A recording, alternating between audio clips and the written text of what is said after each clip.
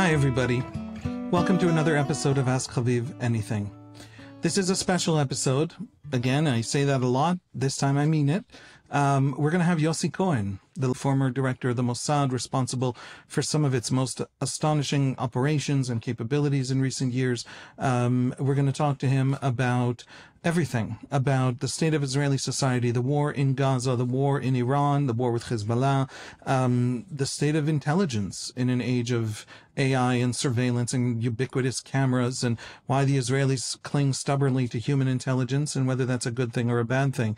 And we're going to talk about his own political future, which has been something that Israelis have been debating over the last few days. The whole thing, the whole gamut. Stay with me. Before we get into it, I want to tell you that this episode is sponsored by Jason and L'Oreal Klinghoffer in honor of the memory of Yaron Lishinsky and Sarah Milgram, two Israeli embassy staffers who were murdered in Washington, D.C. on May 21st, 2025. They were fatally shot outside the Capitol Jewish Museum after attending an event for young diplomats. Yaron and Sarah were a couple. They were planning to get married. They were young. Their whole lives were ahead of them, and they were gunned down in cold blood by someone who thought he was part of globalizing the Intifada. May their memory be a blessing. I also want to tell you that we actually draw topics for this podcast and get a tremendous amount of advice and wisdom and help from our Patreon community. You can subscribe for as little as $5 a month, and you can take part in stimulating debates. People share links. They share all kinds of interesting content. And they suggest episode topics. Patreon subscribers also join our live streams, which we do once a month. Send in questions, comments following an episode, etc. So if you'd like to be part of that community that's being built around this podcast, please go to www.patreon.com/AskHavivAnything. Hope to see you there. Yossi, hi. How are you? I'm good. Thank you very much. And thank you very much for having me today. Your book didn't leave much off the table. There was a lot in there about you, about the Mossad, about the history of this moment. I mean, unfortunately, you left a lot off the table, but I guess that's understandable. I want to start with you personally and the place Israel is in today. You straddle different Israeli communities. You're born into religious Israel, religious community of Israel, modern religious Zionist. You never lose contact, for example, with Rabbi Chaim Druckmann, one of the great spiritual leaders of modern religious Zionism, even as you yourself maybe become more a part of secular Israel. I'll let you describe that. You also describe in the book some of your difficulties rising up the ranks of the Mossad, which is a more secular culture, more part of secular Israel, so to speak, as a more religious person. As somebody who is attuned to the divides of Israeli society, in this moment that is extraordinarily divided and painful, most religious Israelis, religious Zionist Israelis, want Hamas defeated because they feel that many of the soldiers, a disproportionate number of the soldiers killed in Gaza, come from their communities. Many of the secular Israelis feel that the hostages need to be brought out, even at the cost of ending the war without a defeat for Hamas. And notice that most of the hostages come from secular Israel. You're someone who straddles these things, and you've been in the decision-making of these kinds of decisions over time. Where do you think Israel is at today? Are we holding together? Are we falling apart? How do you see Israel right now? Okay, first I have to admit that I'm quite worried about even the description that you've described, Haviv, because I do not see that any of Israeli previous wars or release of hostages were a kind of a partisan thing in Israel or in Israeli society or politics, meaning that the rightists would love to complete the war, the leftists would like to not defeat Hamas, and now the rightists do not like the hostages to be released, and the others do. I think it is wrong. I hope it's wrong, and I think it is wrong, because there are a few elements that the state of Israel is absolutely united, and I want to believe that they are. And one of them is the need to release all hostages whatsoever. Whatsoever means for then different, I believe, societies inside the state of Israel, different versions of under what cost or what would be the cost that the state of Israel would have to pay in order to release these hostages. And there are many prices that we can pay, many prices that we don't know that we have to pay. Because if I would place, in front of us, kind of an agreement that says all hostages out in Gaza today, and this is the agreement that the state of Israel would love to sign. Would it sign it or not, secular or religious? I don't think that there's a debate in between these two societies.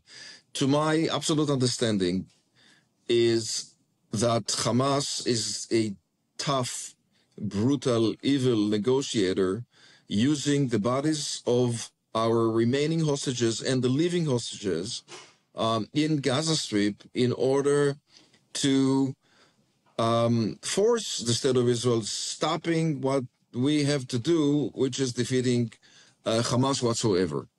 And therefore, I believe that it is beyond a kind of a religious secular acquisition. I believe that I want to believe again, and I hope this is the case, that all citizens of Israel, religious or not religious, secular or not, ultra-Orthodox or Zionist. These that are, even Arabs, Israeli Arabs. I want to believe that everybody wants to see the hostages home. And I think that what we are debating about majorly is about the prices that the state of Israel will have to pay, and we are paying huge price for the failure of the 7th of October. We cannot ignore that. We are paying a huge price. Since October 7th, that the state of Israel actually failed to create a proper intelligence alert. And then, again, the army failed to guard our proper international borders. Of course, Israel and Hamas borders, we're paying a huge price. It's not only that almost close to 2,000 Israelis were killed.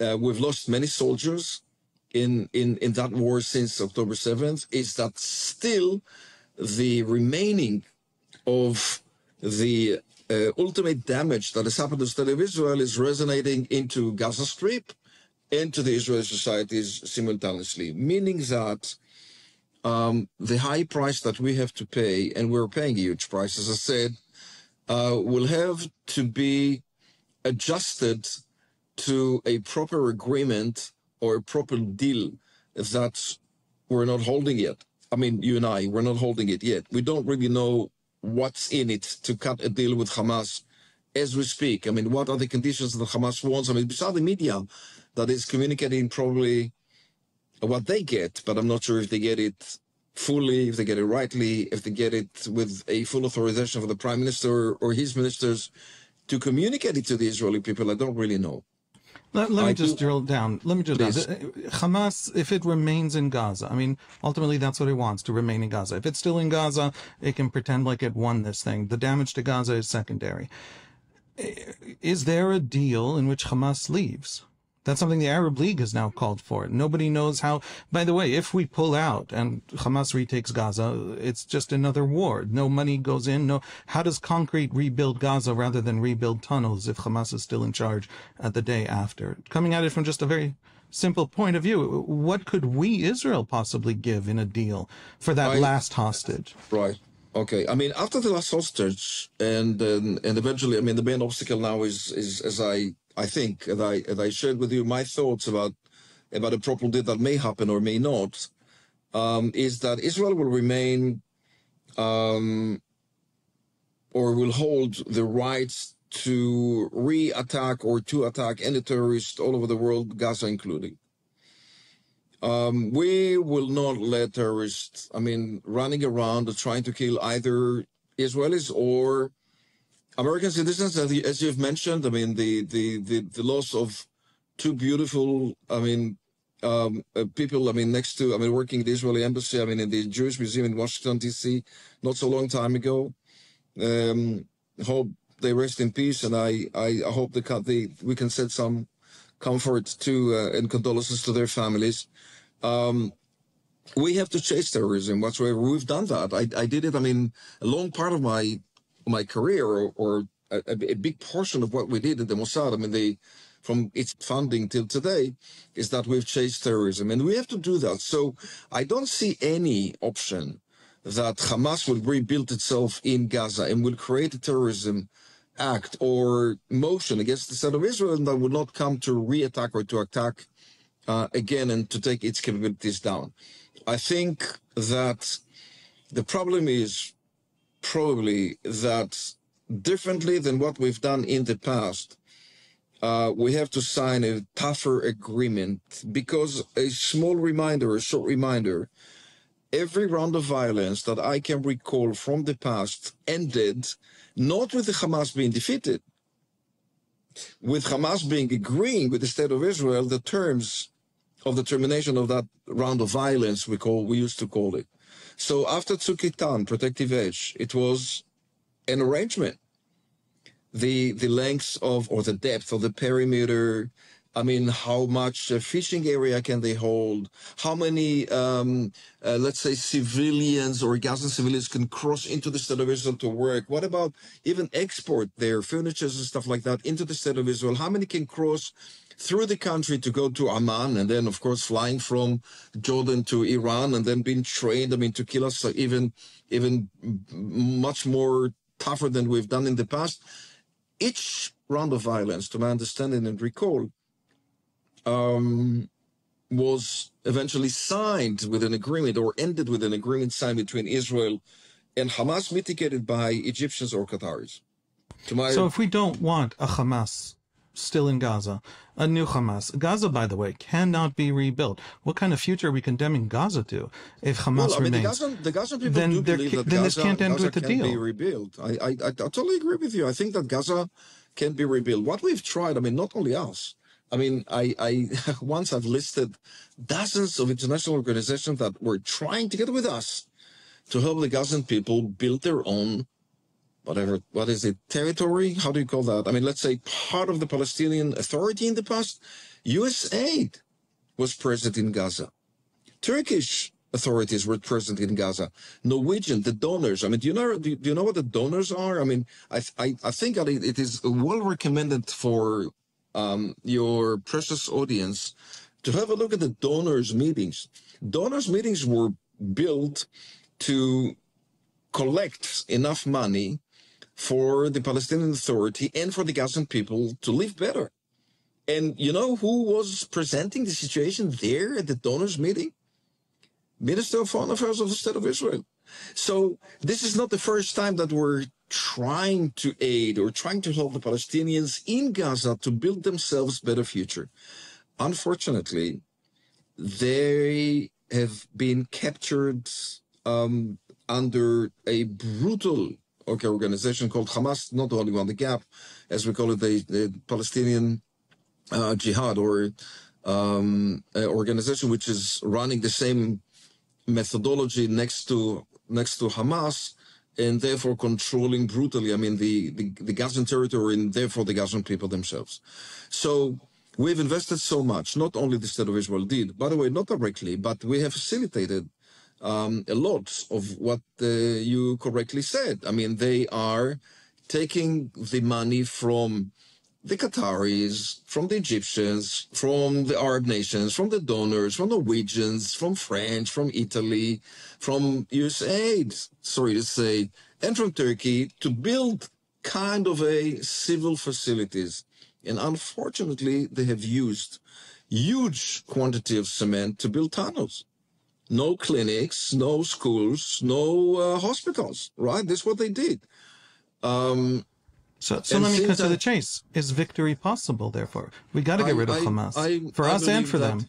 I believe that we should chase Hamas as much as we can, as long as we don't really have an agreement that would comprehend a kind of a one line that all hostages are home. If we do not get to that bottom line, we should keep on fighting in Gaza.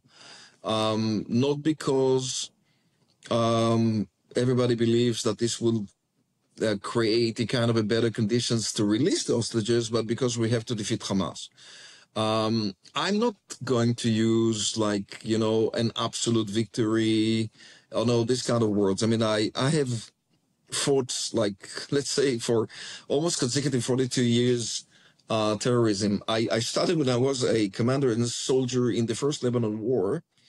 And then we fought Palestinians in Lebanon, even before the days of Hezbollah I think was close to be created then, but Amal, the other group of the Shiite community was already there. But we were fighting Palestinians in Lebanon because they were fighting against us, Yasser Arafat. So I started to fight terrorism then and there. And continuously, we're still doing it. I don't think that a terror organization could be totally defeated worldwide. Like Daesh is partially there, Al Qaeda is partially there. Look at Afghanistan. I mean, they're majorly there, and in other places too. Because unfortunately, we can describe and do not agree with it, but we can describe the spirit of hatred and evilness will ever be there, and even the smallest remaining will be, let's say, a terror organization called Hamas. We will have to fight and chase these small elements till it will be defeated, not risking the state of Israel. A total victory, I don't know what is it anymore.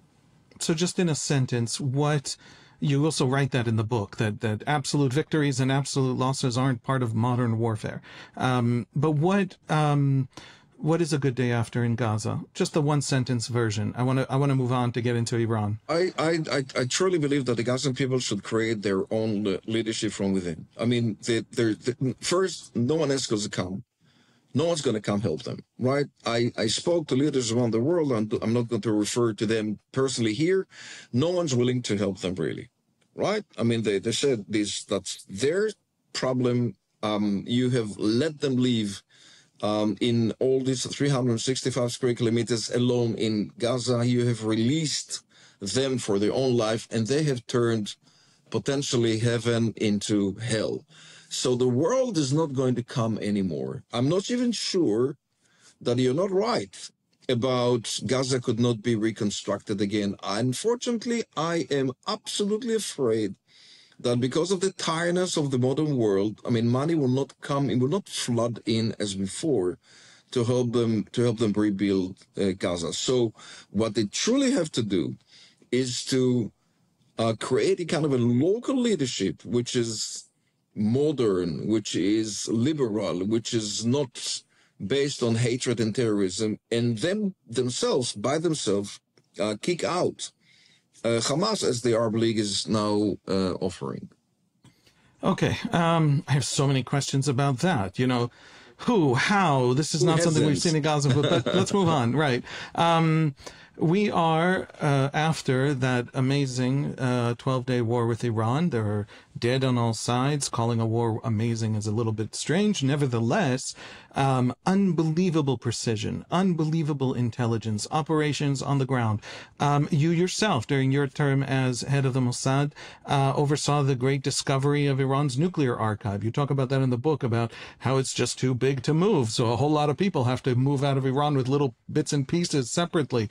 10,000 documents, something that also shifts the American conversation on Iran at that period. So first of all, just bragging rights. Are there other intelligence organizations that can do that? Mossad famously is very into human intelligence, and it is said out there, I only read journalism, I don't know anything else, that according to foreign reports, as we say, according to foreign reports, that the Americans are much more into cyber and signal and all of that, and not actually focused on human intelligence. Is Mossad unique? Is this something that anybody could do? Can you just? Yeah, I think we are. I think we are. I think that what we have what we faced or seen of everybody. I mean, the last, for me, magnificent 12 days in Iran. The last, attack and war that we had there, is based on not less than 25 years of work. We have learned Iran deeply.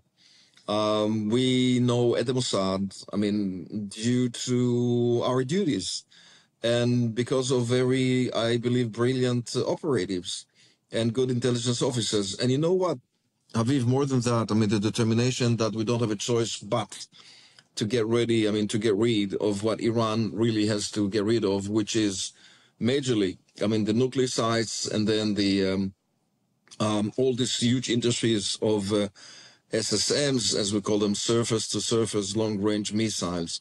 And this is something that we have done. We've invested a lot collecting intelligence in Iran and creating a lot of surprises that partially were discovered right now, partially, I think, not yet, to make sure that we know everything, that every item in Iran communicates with the headquarters of the Mossad, telling us, this is what we do, this is what we think, this is what we plan for you guys, and here we are physically. These are the sites. And yes, it's not only about cyber hacking, according to 4 reports, or any signal intelligence, what we call the SIGINT of 8200 and others to collect inside Iran. It is also, I can't say majorly or dramatically, but I would say dramatically because of the human intelligence arm that Mossad have never abandoned like the others did. You're right that other agencies have lost their HUMINT capacities, saying we don't need that. Think about a signal intelligence operation that gives you that streaming. A man or a woman working in this organization, what could they add to the level of intelligence that the signal intelligence could create? And eventually it was wrong. It was wrong in the others organization. Till today, the human division, the Mossad, which I was its commander for about 5 years, is probably the biggest as operational division, and for a good reason. If you really want to penetrate behind the enemy's lines, and if you really want to join forces or to join the signal intelligence capabilities, you have to be there in order to do it. Like selling some items that have been manipulated or treated to the enemy, so they can, as I say, they can speak to us. They can talk. They can talk to the headquarters of the Mossad and tell us, here we are, and this is what we're hearing. Okay, and this is something very important to know and to understand. And only humans can create that. Its machine cannot do that. And fortunately, we've been preparing that war or that attack with Iran. Not only the Mossad, of course, the IDF and the magnificent Air Force that we have prepared that war in length, and I cherish what we did, and I live the dream. Haviva, really, listening or happening to what is happening in Iran, the recent days, it's not less than a dream for me, and I'm very happy we did that finally. Nevertheless, what's changing? I remember there was, I don't think Israel ever took credit for this. So, according to foreign reports, obviously, the killing of Mahmoud Mabhouh in 2010 in Dubai, where purportedly Israeli agents, 24 at the hotel, carried out that killing. Some significant portion of, allegedly, according to news reports, the unit that carries out those kinds of operations in the Mossad were basically revealed. We're in a world where entry and exit databases of countries, you can apply AI to those things. We're in a world where tracking, surveillance, cameras are ubiquitous. Is that changing? Up until now, this is a superpower the Mossad preserved. Everyone else gave up on too early. Yeah, it was a big change. Of course. First, you see the results. It is still doable. Mossad didn't close its doors after the Mabhouh event connected to Israel, and I would not refer to that if that is true or false, but I can tell you that was a slam on our face. When we haven't realized, I believe, the magnitude of everything that you've mentioned, from biometrics, facial recognition, AI, data collecting, data digesting, and therefore coming into a conclusion what has happened within, today it's a second or a minute. At that time, it took them 24 hours or even less, I mean, to understand what has happened and to collect the right guys that have been part of that, according to foreign reports again, of this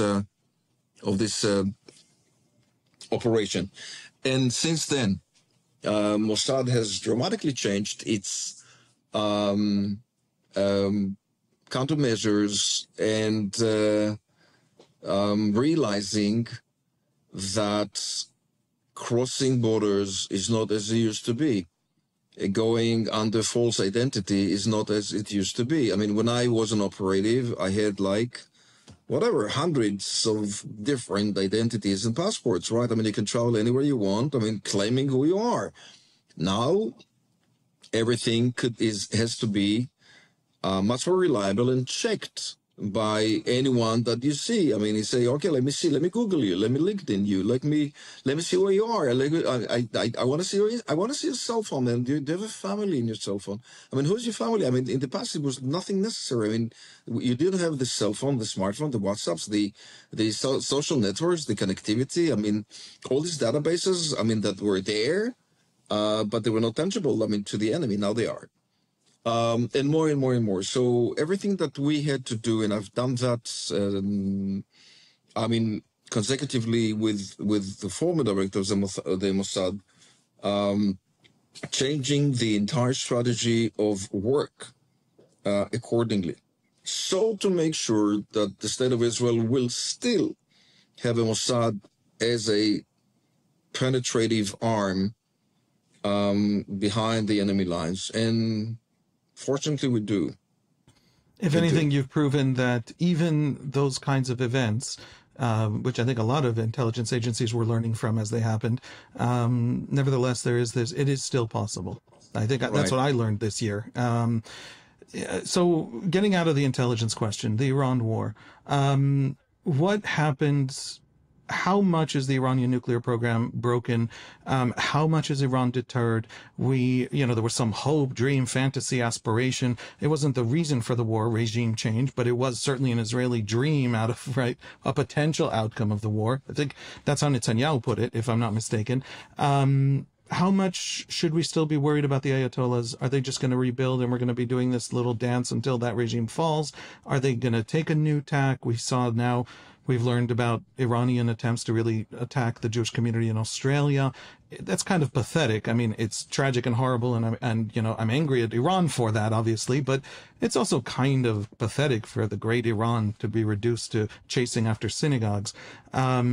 Should we still be worried about them? And how do we actually end that nuclear program? How do you see that whole issue right now? Where does it stand? I truly believe, and I still believe, or I believed always, and I still believe that Iran is the filthiest enemy for the state of Israel currently.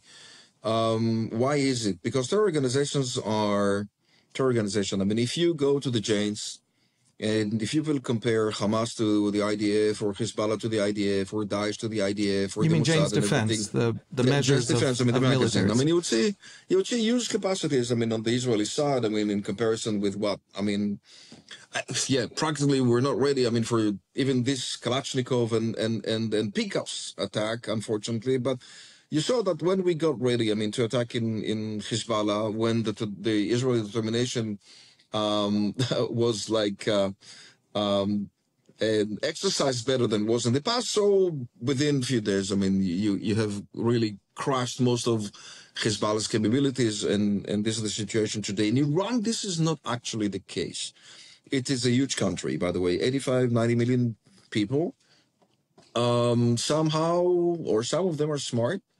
And when there is a kind of a determination that is a composition of nationalism and an ethical thing, or I would say God's will thing, it is really hard to disconnect. So when they truly believe in their whole hearts, and I lived among them, I know Iranians very well, I know the Persians, the Arabs, the Azeris there, I know the sectors in Iran, but majorly when they do believe that this is Allah's will, and this is kind of a God's will, I mean, to destroy the state of Israel, or to destroy every Jewish citizen or Israeli around the world, the only thing that we have to do in the state of Israel to make sure that they cannot do that.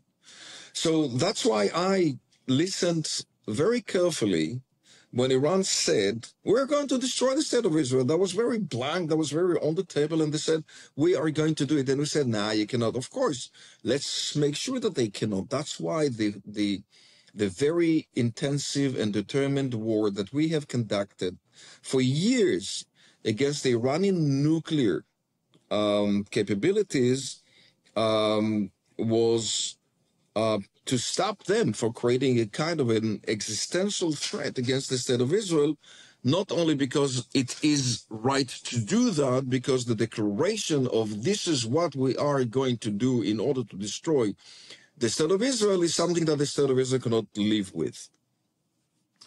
So it's not over, Haviv. I can tell you openly, and I know that this is the Israeli defense sentiment highly translated into action, is the war with Iran is not over yet.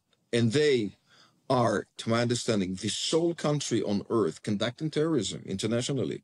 As you've mentioned, they've done that before in Australia. They've done that before, and they're still doing it around the world, in the USA itself.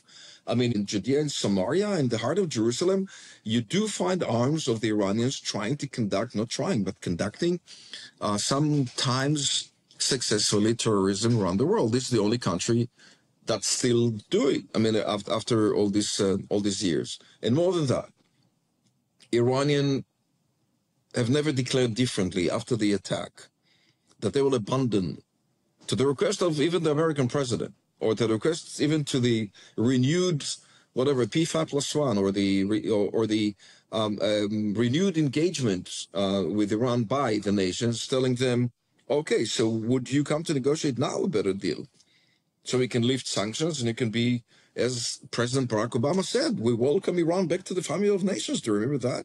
So I do not welcome them back to the family of nations before I will make sure that Iran will never have any nuclear military capability, i.e. a nuclear bomb.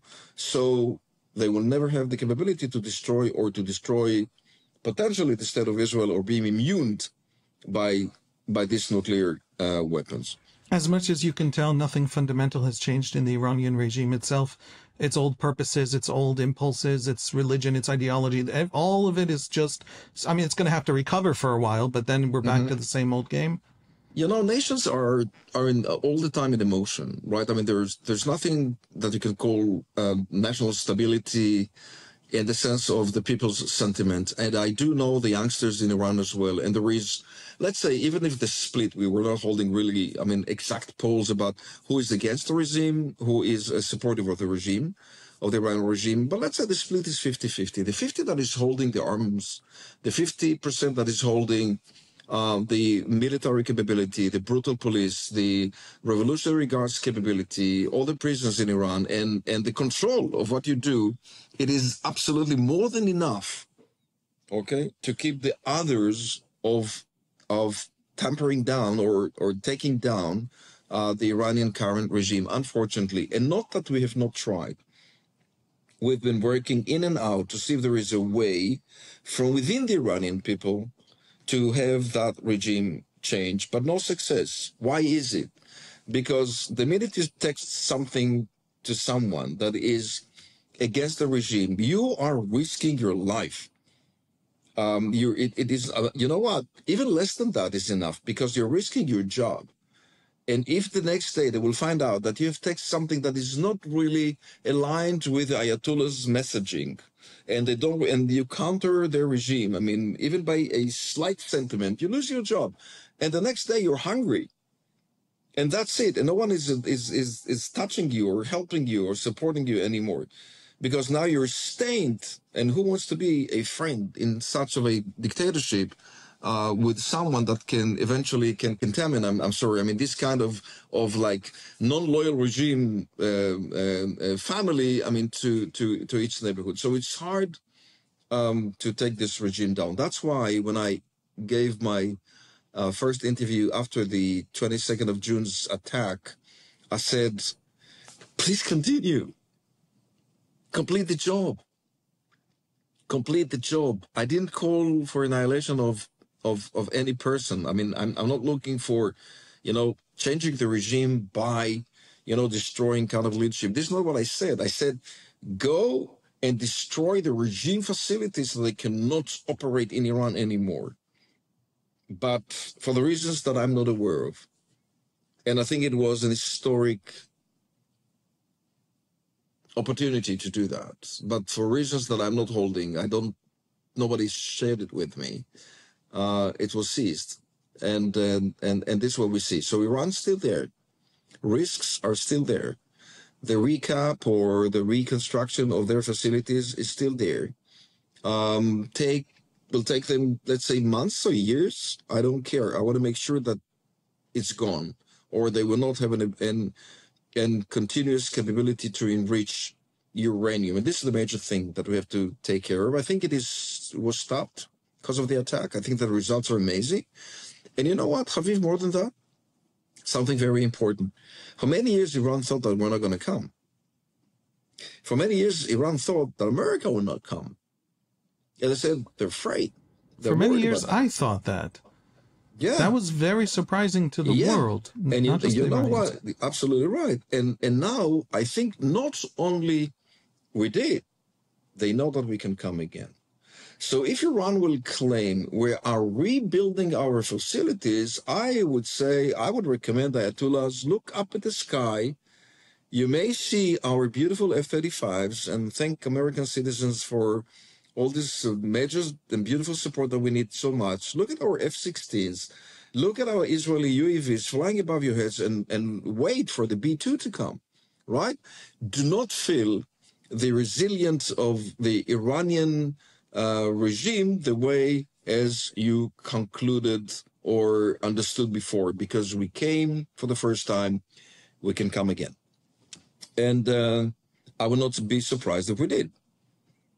And this is something I believe that will be, or probably will change the regime's attitude towards probably a new agreement, but days will tell. Thank you for your time. 3 questions to end with. The first one, you have... My pleasure. I want to ask about hostages. You have a wonderful vignette in the book when you're talking about spycraft, of developing a Hezbollah asset to find out if 2 soldiers who were kidnapped or wounded or were dead in the early 90s. You actually handled this person, and they were convinced that you yourself were an Argentinian businessman working for the Mossad for money, and I was an agent. Yeah, and this person came this person came to Tel Aviv with you. But it was this development with Hezbollah. We saw the difference between October 7 and the Hezbollah war, and that partly is the difference between Mossad and Shabak. Mm-hmm. And so I want to ask 2 questions. One on the question of hostages. We still don't have enough intelligence. I know we have the commandos willing to walk into fire to pull them out. We still don't have enough intelligence. Hamas is still managing to hold them back in ways that I explain to me why we can't get those hostages out without a deal, or haven't been able to, or weren't able to at the very beginning. And the second question, and maybe it's the same question, the fault for October 7. Look, in your book, you lay out, I think in 2 chapters, the fault for October 7. Now, I share with you the assessment that I think is implicit in your book, which is that it's not the Mossad's fault. That's true. It's literally not the Mossad's purview. The Mossad was not supposed to be operating there. The places the Mossad was supposed to be operating, everything went very differently. But in the book, you do lay out sort of individuals who made mistakes rather than maybe systems. What's going on with intelligence? What's going on with hostages? Why don't we have better insight into Hamas, a better ability to fight the war in Gaza more intelligently? What's happening there? All right. So, well, it's a very sensitive question, and I have to deal with it. I mean, with open hands, and I think that no more with gloves. The level of intelligence that we had in Gaza is poor. How do I know? You don't have to be an intelligence officer or an ex-Mossad director, to assess that, or to know that if that has happened, in October 7th, and all our systems that were looking at Hamas didn't see that coming at the magnitude he did, it means that intelligence does not really exist. It's not like a unit of 2 to 3 terrorists or a lone wolf running around in Berlin trying to find a synagogue in D.C. or a couple of Israelis, next to the Jewish Museum. This is hard to do, but we have to do that as well. But it is at least 1,500 to 3,000 terrorists, and look at their logistics behind. I know what it is to send an operative. I'm sorry about I do not compare, of course, but in order to send someone over to the fight or to an operation, you have to have like 9, 10, 12 people behind him. So I can calculate something like, let's say, 3, 5, 7,000 people knowing that they are preparing this kind of operation, probably not the time and the date, to the end of it, but when it did came, when the action was said, we didn't see it. And when we did, probably, I do not know, I'm not very much on the details, we turned it off, saying, let's see what happens the next day. That means that the level of intelligence was poor, because a good level of intelligence will tell you they are coming, and they are coming this morning, so do something. Yeah, Habib, you can see the differences between the precision. What's the lesson? What needs to happen there? In the Second Intifada, I was a soldier in the Second Intifada. These suicide bombers were going past us. We had to do ambushes all the time in the mountains of the West Bank trying to catch them, and we were failing to catch them. And the Shabak was the blind one, and Ariel Sharon was so angry at the Shabak that he brought in the head of the Navy to rebuild the Shabak. He needed a complete outsider. Of our Prime Minister Rabin's been murdered, inside Israel by an Israeli.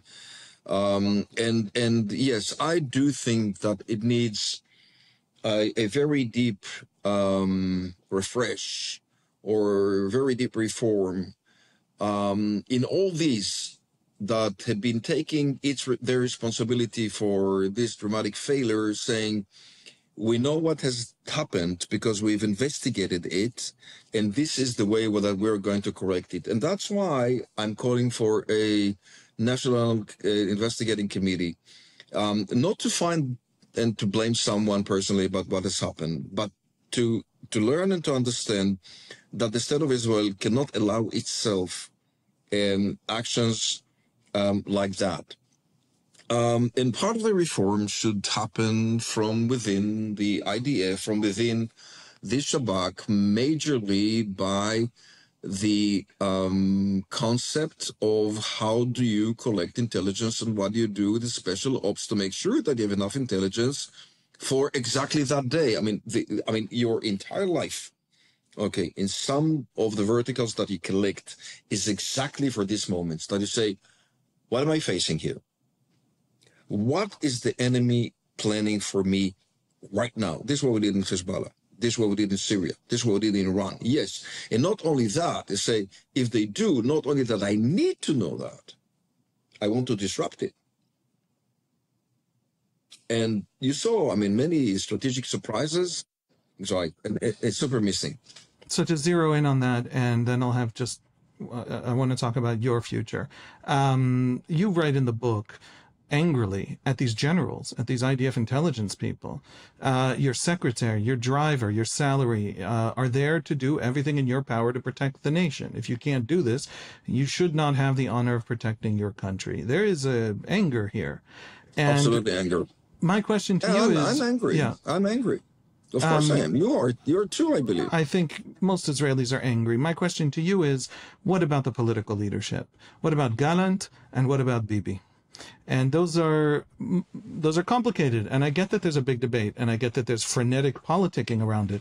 But what about the political leadership in that moment? The vision of Hamas being containable and deterrable, and the idea that Qatari money was buying stability, and turns out it was buying something else. I'm not saying they had great other options. By the way, at the time, I was very much in support of Netanyahu's middle-of-the-road policy, publicly. So, but nevertheless, he's the prime minister. I'm just a guy commenting. what about the political leadership? What do they need to know, or how culpable are they in that kind of an intelligence disaster? Right. I think that when you've mentioned responsibility, and this is something that I've claimed again and again and again, you take responsibility when you sign the first day on your new job. This is not the responsibility that you declare or take when something wrong's happening. This is my responsibility from January 6, 2016, on all the Mossad and everything that's happening in the Mossad and its Mossad's operatives and operations.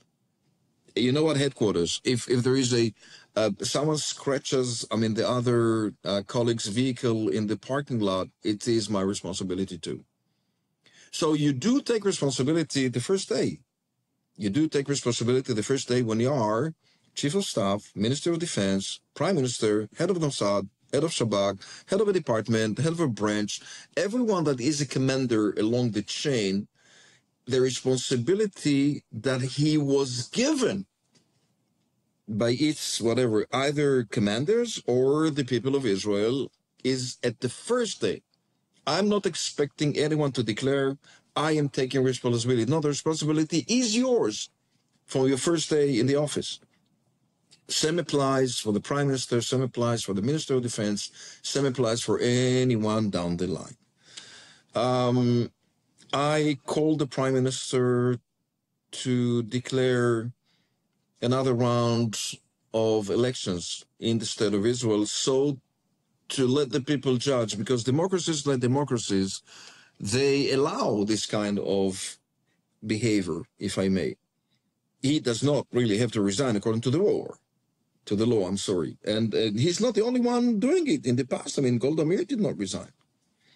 Not only that she did not resign. Eventually she did, but she did try to avoid it at first. Correct. You're absolutely right. But she resigned after winning the elections again. In December, if I'm not mistaken, 1973, after the war, she won the elections again. She resigned in April 74, if I'm not mistaken. Okay, so in other wars that has happened here, I don't remember any of them taking responsibility, as I call them, when bad things are happening. You've mentioned the Second Intifada. The Prime Minister resigned. So why is it that they do not resign? I don't know. We really have to ask them, what do I propose? I said, okay, there was a national failure here. You are the big boss of everything. Why don't you call elections and let us choose again, if we trust, if we don't? This is the right way to do, and I don't see that happening. And that's why I'm not going into politics. And this is because I don't see any vivid election period of time in which I can plunge in or not. I know that I've declared, according to whatever kind of a podcast. Yeah, wait, hold on. This was my, I guess, second to last or last question. This is the one place where my intelligence is as good as your intelligence. So I would like to, really dwell on this question. Okay.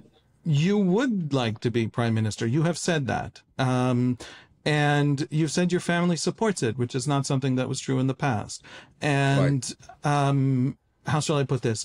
You're very much identified with Likud. You were a confidant of Netanyahu. You had to be, I guess, to be appointed to the positions you were appointed to. Likud is not a place that allows potential future rivals to Netanyahu to survive politically, or post-Netanyahu rivals to the front bench of Likud. It's not, the machinery of the party is very loyal. Likud has had exactly 4 leaders in 77 years. It has never ousted. Which is impressive, by the way. A leader. Yes. And so think about the others. Presumably you can't run against Netanyahu, but you do think you are someone who could be that future leader. And I just want to say one thing that distinguishes you from a lot of the other people who are positioning themselves in that way is that you explicitly talk about unity. You explicitly try and pull out from inside that party. Now, what are your chances? The nice question would be, well done talking about unity, but I want to ask the very tachlis question, as the Yiddish word says. What are your chances? That way and blankly, because I think that this discussion is very important. Happening today. In this important Thursday, after being looking at the Israeli media, for the last 3.5 days, when this declaration of mine was like a little bit manipulated, but nevertheless, I truly believe that I have to be part of the Israeli leadership. I liked it always. Being a member around the table of decision-taking cabinet is something that speaks to me highly, and I appreciate these processes. And I think that because of the experience I have and the motivation I still do, I think that the contribution to the state of Israel is, from my end, is endless. I can still do it. Since all the posts are busy, and since inside the Likud party there is a leader currently, whom, to my understanding, will continue trying or will be the leader till a given time, sometime in the future, which I can't really predict. What I do believe is the right thing to do for us Israelis is to unify. It's not a bad thing to do, the opposite it is. By the way, looking at the criticisms that I receive already for the last 48 hours from members that I call them to unify, and it's amazing. It is not only amazing, it is kind of a disturbing thing, because what I really think that we should do is we have to agree that we do agree on 70% of the Israeli future agenda. This is service for everybody, ultra-Orthodox recruitment to the army, whatever, all needed legislations that will keep on the country running, high-tech investments, education, all this is super important. We do agree about that. Let's say 30% of the arguments that would left, behind, like a future Palestinian state, yes or no, nobody's interested in that anymore. They will one day, in 5 years probably. We have to heal that wound of ours, and the only way to do it is by unity. I'm not naive. Meir Dagan, my previous commander at the Mossad, when he always thought that we were trying to sell him something not easy or a little bit hard to digest, he said, on the book of naivety, don't look for my name in the bibliography. So I'm not there too. I'm not there myself, and I don't think that. But I do speak. For the sake of the state of Israel, with a sense of naivety, which is a good one. I truly believe that we have to unify forces in order to create something better for the people of Israel right now.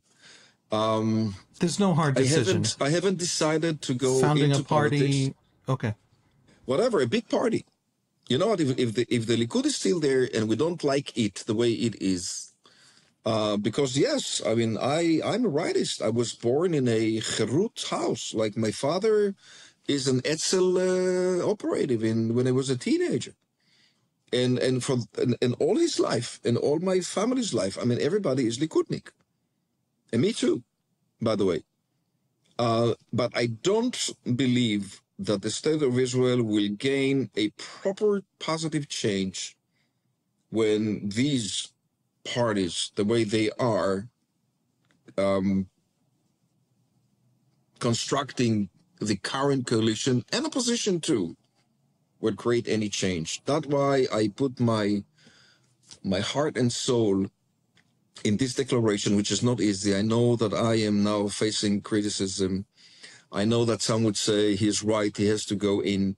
Some would say he's wrong, he's arrogant, he can't do that. Why him? Why not the others? There are so many better. I don't see anything new coming into the Israeli politics, and that's why my family, mainly my wife, Aya, who put my hand on a Bible in the past and said, swear to God that he will never go into politics, majorly after Bibi Netanyahu declared that I'm the heir. Right? He said, he can do that. He could be our next prime minister. And she said, promise me you won't. And after October 7th, she said, promise me you will. I don't think that we have a choice as a family but to plunge into this muddy arena and try to make something better for the state of Israel. And it's only a commitment. I'm not looking for a car or, a nice office. I have all that, thank God. I don't care about that. I can work for 1 shekel a month or 1 shekel a year. I can volunteer the entire life, I mean, from now on, for the sake of the state of Israel. This is what I care about. Unfortunately, I don't see anything happening right now. I mean, I don't see really election time or something like that. And even if there will be an election time in Israel, I haven't decided that I will jump in this time. Because if these will not unify on the other side of the Likud, okay, I think that we may face the same result again. Okay, last question. We started with your assessment of Israeli society, and I want to go back to that. A lot of Israelis I talk to, on the right, on the left, a lot of them have a pessimistic outlook. The Gaza war has gone on too long. People are exhausted. The fractures, the Haredi non-service is a problem now because after doing 200 days in Gaza, you suddenly feel it viscerally in a way that before you didn't care who does serve, who doesn't serve, who has a religious problem. Right. The international standing of Israel is massively deteriorated from this war. The campaigns against Israel, both because of what's happening in Gaza, but a lot of it not because of what's happening in Gaza. The world did not take notice of much, much worse conflicts. Are they right? Are we in collapse? It is possible to argue we are stronger than we've ever been. Iran is very much on its back feet in a way that it wasn't a year ago. Our enemies have been shattered one after another. Hamas is a particular problem because the civilians it hides behind are its only strategy, and that is never not going to be a tremendous advantage to the enemy. Right. But all the other enemies are one level or another broken. How do you see Israel in 5 years, say? How do you see Israel standing, its position? What is repairable? What is the most important thing that we really have to tackle and fix before it actually hurts us, disastrously? Where do you see the country standing now? And we'll finish with this. Okay, so first, I believe that the defense status of the state of Israel is so much better than it was on October 7th. Hamas is close to be, let's say, demolished or close to that. Hezbollah as well. I mean, there are internal discussions in between the Americans and the Lebanese government how to maintain that situation, making sure that Hezbollah will not gain its power again and that they will hand over their weapons, to the government, winning one flag, one country, one gun. As all normal countries do. Syrian army is not a risk anymore to the state of Israel. It does not exist anymore. Iran has been hit, as we have set in length, to the point that I believe that we have reduced the risk on the state of Israel. Definitely, we prolonged the time or the length of time for Iran to be an existential threat to the state of Israel. So, defense-wise, we have changed the entire Middle East to our direction positively. Internally, we're healing bit by bit. I think that the Israelis have proven to the world that we can work together. If you look at our economy, for example, the shekel versus the dollar is getting stronger every day. It is the lowest, I'm not sure for how long, it was like less than 3.5 shekels a dollar, and it is still going down, meaning the shekel is still getting stronger. Sure, the stock market is amazing. Me working for an international investment fund called the SoftBank or Vision Fund in SoftBank, we are investing in Israel during that time. And we've done beautiful investments because the high tech is still flourishing. I sit here from my window and I'm astonished by that. I know positively that the state of Israel is okay, but should heal much better from within its own system, making sure that everything will be aligned with the national needs, i.e., we have to recruit everybody to that mission or to that national mission. It will be defined sometime in the future, but a law should define that. I know that we have to look at some reforms in several systems. Someone has to do it, and we have to do it ourselves. I know that we have to maintain unity again. The differences in between us, because of that war, I think have been minimized. to a different level that we have never faced in the past, unfortunately, or maybe fortunately, because now we can unify for a better future. I look at my kids. I look at my kids and son-in-law that has served in Gaza for a long time as reserves. It's hard, but they're still there. And I believe that the state of Israel had proven that we're quite resilient, and that this even after that long war, and yes, it is expensive, not only financially. We're paying a huge price to maintain our independency here in the Middle East. And I know that after that war, not only the future, the defense or the defense future or the security future of the state of Israel is going to be so much better. I can see behind the wall negotiations being successfully agreed to have more peace treaties in the region, like with the Saudis, or maybe with others. I don't know. Maybe one day we'll have an agreement with Oman, and then with others, Kuwait. I mean, these kind of countries that do not really have a international debate with us, that can eventually sign a peace treaty with the state of Israel, or maybe Lebanon, or maybe Syria too.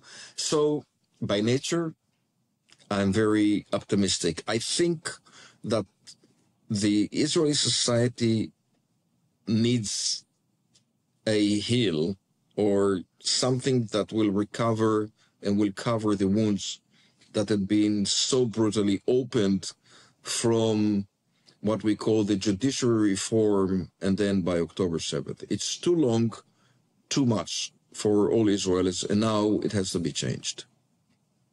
Yossi Cohen, thank you so much for joining me. My pleasure, Haviv. Thank you very much for having me.